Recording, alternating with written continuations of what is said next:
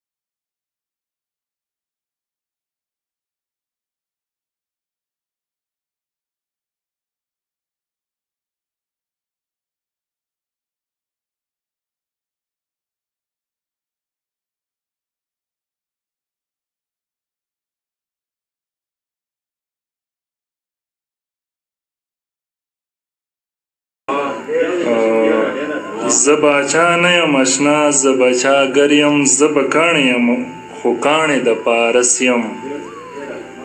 ته چې حسن یې نو بس دومره پوره ده ته چې حسن یې نو بس دومره پوره ده ته اول یې همیشه زه تا نه پس یم مکتبو چې موین لکه د مار له ځانه تاو یم چې موین لکه د مار